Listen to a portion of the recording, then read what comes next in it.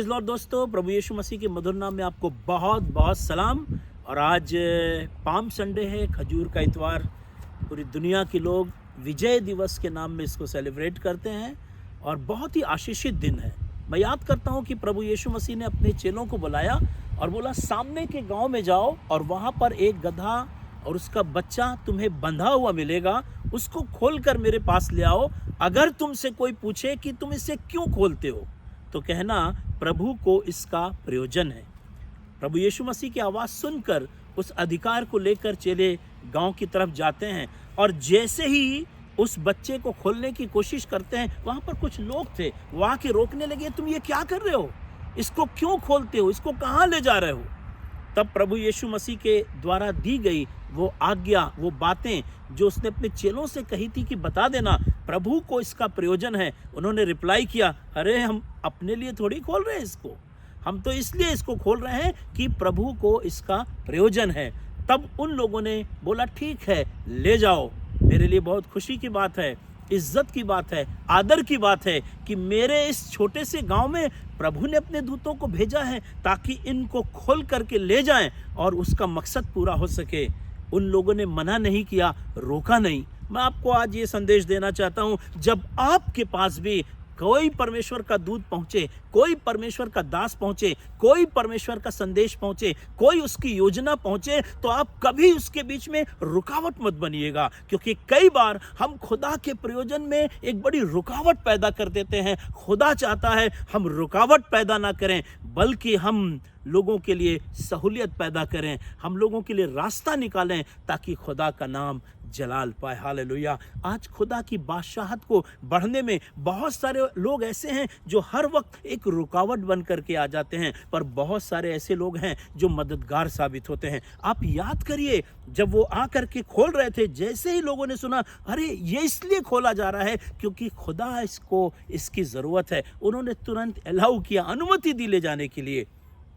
युद्ध के मैदान में दाऊद उस योद्धा को मारने के लिए आ रहा था और सबसे कह रहा था, मैं उसको मार डालूंगा। वो पलिश्ती है क्या जो परमेश्वर की सेना को ललकारे। और इस आवाज को सुनकर परमेश्वर का वचन कहता है पहला शमूएल 17:28 में कि उसका भाई जो एलियाब था वो सुन रहा था और क्रोधित होकर कहने लगा, तू यहाँ पर क्यों आया है, व्हाई यू आर हियर, तू यहाँ पर क्यों है, चुप भाग जा यहाँ से, इस मैदान से, तेरी यहाँ पर कोई जरूरत नहीं। लेकिन दाऊद चुपचाप लगा रहा, खामोश था। और धन्यवाद करता हूँ कि कुछ लोगों की और शाऊल की उसको मदद भी मिल गई और उसने खुदा के मकसद को पूरा कर दिया।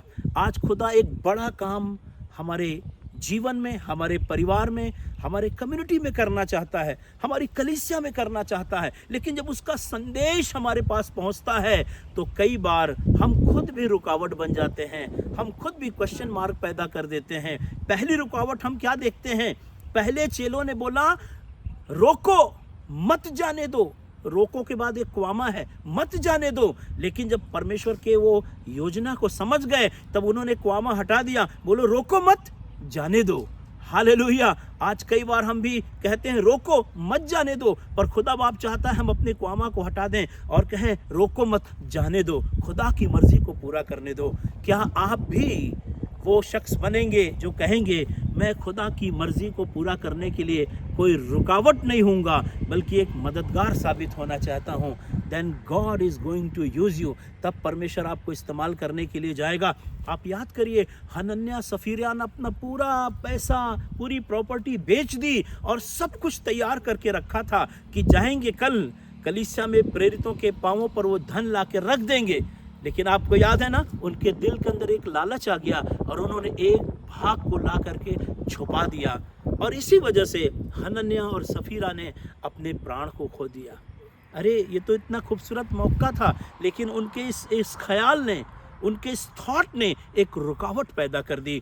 और कई बार हमारी और आपकी ज़िंदगी में भी खुदा की बड़ी मर्जी और बड़े मंसूबे में हमारे खुद के जो ख्याल होते हैं, हमारे जो खुद के थॉट्स होते हैं, क्योंकि वचन में लिखा है a man is shaped by his thought. हर एक मनुष्य जैसा अपने मन में विचार करता है वैसा वो स्वयं है। कई बार हम रुकावट पैदा कर देते हैं, स्वयं ही रुकावट बन जाते हैं। पर आज इस पाम संडे पर, इस खजूर पर्व पर, विजय प्रवेश के दिन परमेश्वर आपको ये संदेश देना चाहता है मेरे माध्यम से, इस चैनल के माध्यम से, कि खुदा की मर्ज़ी हमारी ज़िंदगी के द्वारा पूरी हो।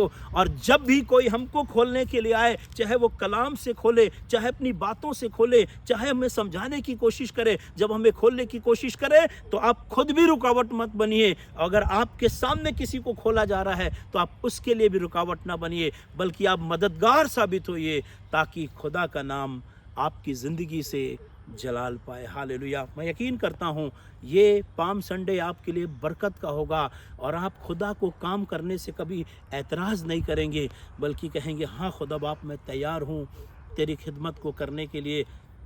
जिस तरीके से यीशु मसीह के पैदाइश के वक्त जब फरिश्ता आया मरियम के पास, तो मरियम ने मना नहीं किया, वो रुकावट नहीं बनी, बल्कि कही मुझे तेरे वचन के अनुसार हो। हालेलुया। आज खुदा आपसे बातचीत करेगा, आपको उभारेगा, आपको सिखाएगा, आपको आज़ाद करेगा। और जब भी खुदा आपको ऐसे मौके दे, आप कहिए yes Lord, I am ready to fulfil your will. और आपको एक और बरकत की चीज़ बताता हूँ। जब ये खोल करके ले गए, तब प्रभु यीशु मसीह इस गधे पर सवार हो गया, और जब वो सवार होकर के बैठ के जा रहा था तो लिखा है लोग हाथ में खजूर की डालियां लिए हुए होशन्ना होशन्ना पुकार रहे थे, और बहुतों ने अपने कपड़ों को मार्ग में बिछा दिया। हालेलुया। अरे ये गधे जो बंधे हुए थे, इनको कोई पूछने वाला नहीं है, आज ये लोगों के कपड़ों के ऊपर चलते हुए जा रहे हैं। कितनी बड़ी बरकत की बात है। और इनके ऊपर सवारी किसने की है? राजाओं के राजा और प्रभुओं के प्रभु। हालेलुया। जो कहता है स्वर्ग मेरा सिंहासन और पृथ्वी मेरे पांवों की चौकी है, वो महान राजा प्रभु यीशु मसीह आज इस गधे के ऊपर सवार हो गया है। हालेलुया। जब आप इजाज़त देंगे, खुदा आपकी ज़िंदगी में भी आ जाएगा। जब आप लोगों को मौका देंगे, आपके ज़रिए भी बहुत से लोगों की ज़िंदगियां बन जाएगी। रोको मत, इन्हें जाने दो, ताकि खुदा की मर्ज़ी पूरी हो सके। खुदा आप सबको बहुत बरकत दे। God bless you. आज का दिन और ये साल आपके लिए बहुत मुबारक साबित हो। प्रभु आपको आशीष दे।